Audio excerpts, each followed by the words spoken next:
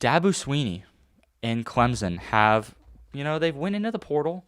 That is for sure, and they've tried it out. I think they've went after a few guys. They've got a decently ranked portal class, nothing great, but they went after a few guys. And one of the guys they went after was a former California linebacker. His name was Luke Farrelly. Yes, a former Cal linebacker. So, I will go into the full story and everything, and we're going to, talk about this as a whole. We're going to, dive into this. I mean, we got lots of notes here and lots of timeline things that we're going to talk about, but I wanted to play a video real quick for you. This video is going to be, it's Dabo Sweeney. I think the video is like 2.5 minutes. It's an interview. It's not his entire interview. His entire interview was like 18 minutes, at least, of him talking. I listened to the whole thing. I suggest you listen to the entire thing. It's over. You can go on YouTube and go on the internet and search Dabo Sweeney Clemson press conference, and that's what comes up. First thing that comes up. So I listened to the entire thing. I'm going to play a 2.5 minute clip of just kind of the summarization of what is going on, and then we'll jump into it and I'll discuss it on the other end. But yeah, I'm going to play this clip for you. There's tampering, and then there's blatant tampering. Tampering 101 is when you're talking to kids who aren't in the portal. Tampering 201 is when you've already negotiated the deal with the kids not in the portal. Tampering 301 is when you got a kid who's gone in the portal, signed somewhere, moved there, gone to classes, and you're texting them while they're in class. That's like a whole nother level of tampering. And it's total hypocrisy, because all this is going on while they, on the other side, are trying to fight their defensive end from going in the portal. They have accused publicly others of tampering with their roster and their players while they are over here tampering. All right, so this is just a really sad state of affairs, and it's, to me, we have a broken system. I'm not out to get anybody fired. That's not my objective in this. I'm not out to get anybody fired, but there has to be accountability and consequences for this type of behavior and total disregard for the rules. If this happened in the NFL, which is an actual league with rules, they would be fined. They would take draft picks. They, hit the cap, whatever. Again, I'm not trying to get anybody fired. I just want accountability, and there should be consequences for a total disregard for the rules. And this is such a terrible example. It's a terrible example for young coaches in this profession. And to be honest with you, this is crazy. To me, this situation is like having an affair on your honeymoon. That's basically what we're dealing with. And I know for a fact that this is happening at other places. Because you know why? Because I've had a bunch of coaches over the last week that have reached out to me. And they're going, well, let me tell you what's happened to me. Let me tell you what I know. Let me tell you my story. I've had a lot of people reach out with their stories. And so I want to challenge all of those coaches that have reached out to me. I want to challenge all of them. You need to step up and call it out. Otherwise, don't complain. You either step up and you be an example to young coaches in this profession and be people of integrity, or just shut your mouth and don't complain again. That's what I would say to all the coaches out there. Okay, so that was the video. That was the interview, the press conference with Dabo Sweeney after everything had happened with the portal and Luke Farrelly, and that was just a brief, interview or brief part of the press conference. Just like I said, it was 18 minutes long. I suggest you listen to it, and I highly suggest you listen to it. It was very good, and it kind of opened your eyes of what goes on behind the scenes when you're going to the portal for players. And I got to tell you, tampering is a big issue in college football, and the fact that we're even talking about this is crazy. So we can dive into this entire thing. Like I said, there's a lot to unravel here, but so basically Luke Farrelly signed at Clemson. Like he was He rented an apartment. He bought a car. He went to class. And he even trained with the team and took team meetings. He did all of that. Meanwhile, I mean, honestly, if Clemson people saw him walking around and doing all these things with wearing a Clemson team polo, team gear, the guy was invested in the Clemson. He was going to Clemson, and there was no changing that. At least we thought. Sunday, January 4th, was first contact with the player's agent. So Clemson was first in contact with Luke Farrelly's agent Sunday, January 4th. Then, Ole Miss, I'm trying to get my, Monday, January 5th, he showed up at Clemson. Okay, so he showed up at Clemson Monday, January 5th. Or is that right? Yeah, Monday, January 5th. That was like his interview day. That was the day he was supposed to have his official visit, I'm pretty sure. No, it was the next day. He was supposed to have an official visit on Tuesday. Monday, he showed up at Clemson. He went to Dabo Sweeney's house. They talked. Dabo Sweeney asked him about the Ole Miss visit.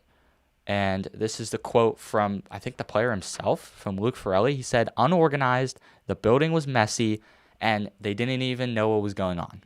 That was a quote, like quote, end quote. So Monday, January 5th, he showed up at Clemson University for his official visit.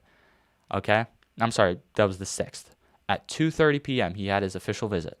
Then after the visit, the visit went great. After the visit, he verbally committed to the University of Clemson. And then Dabo, I think like the next day, canceled all other linebacker visits because Dabo went in the portal to get one linebacker.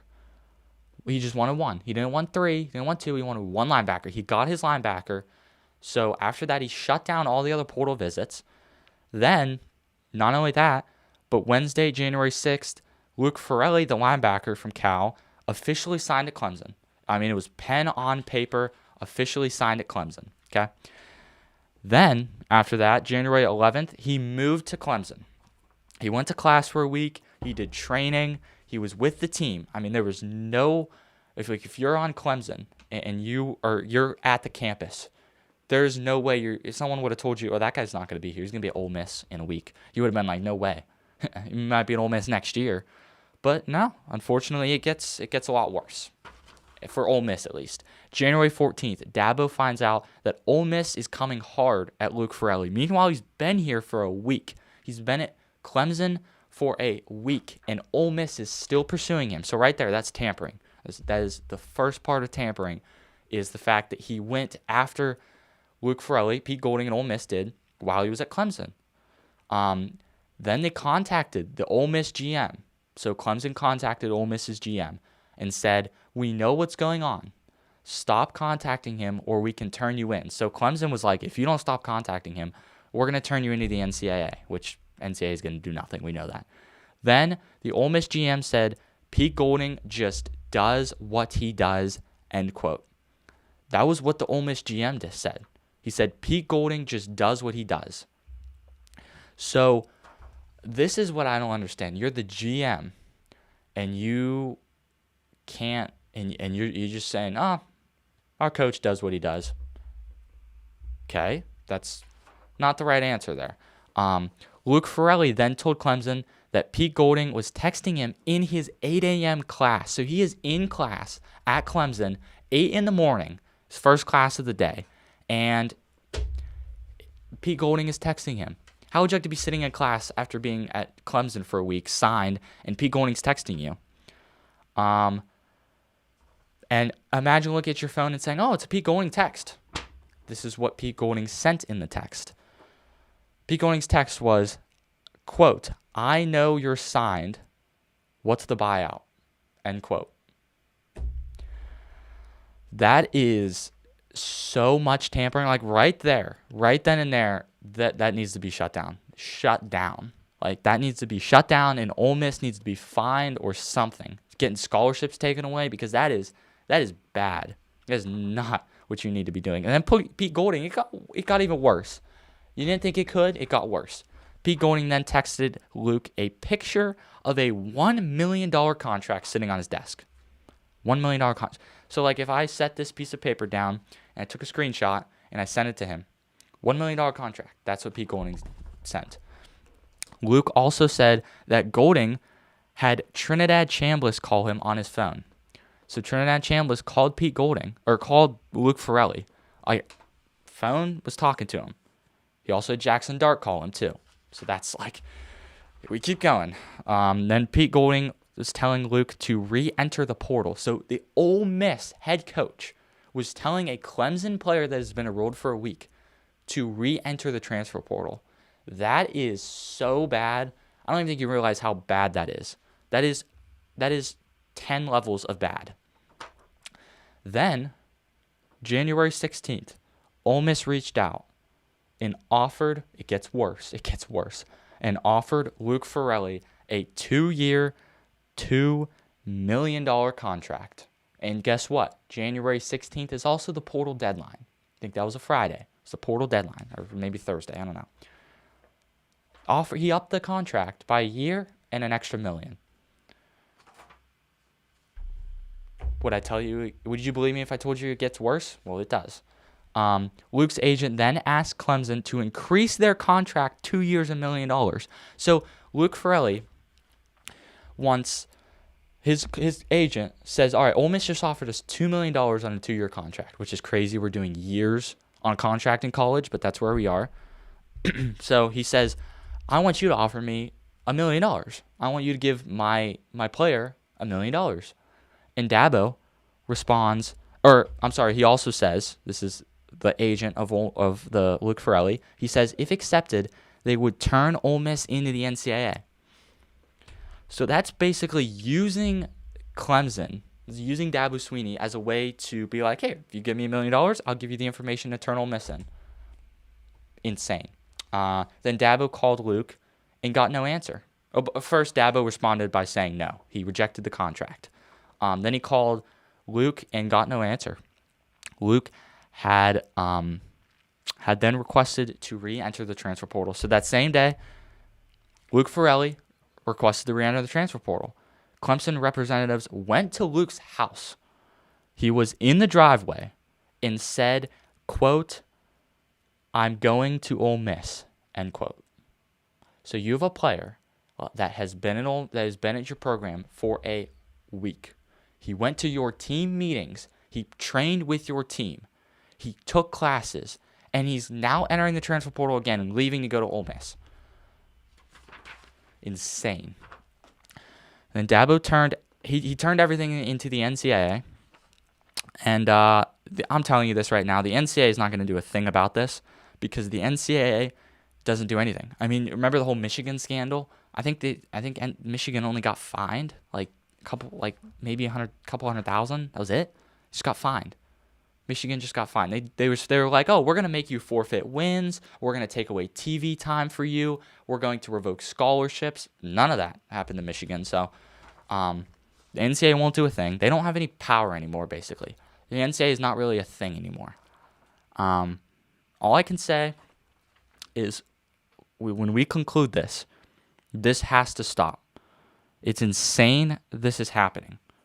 Okay, it's insane that we're talking about literal tampering in college football and that it's not allowed, but allowed technically because no one's doing anything about it. The NCAA hasn't done anything to Ole Miss as of 7/17 on the 26th of January. They've done nothing about it.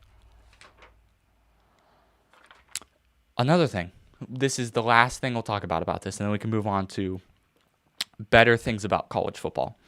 Ole Miss accused others of tampering with their roster. Like, Ole Miss accused others of tampering with their defensive linemen that they were trying to keep on their team. Ole Miss accused the other teams of tampering with that player while they were tampering with Clemson players. So you're going to sit here and I'm going to take Pete Golding serious. People are going to take Pete Golding serious when he says, oh, you can't, you can't tamper with our players, and then he goes and tampers with Clemson players. And I got to say, Dabo Sweeney said it in the press conference. He said 2 wrongs don't make a right. And he's 100% correct.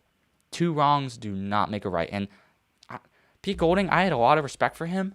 I still do as a coach. But as a leader of a program, this is not what you want to be happening, especially for recruits that you're going to be bringing in, them seeing this. They know you could pay people, but man, that is not the right way to do it.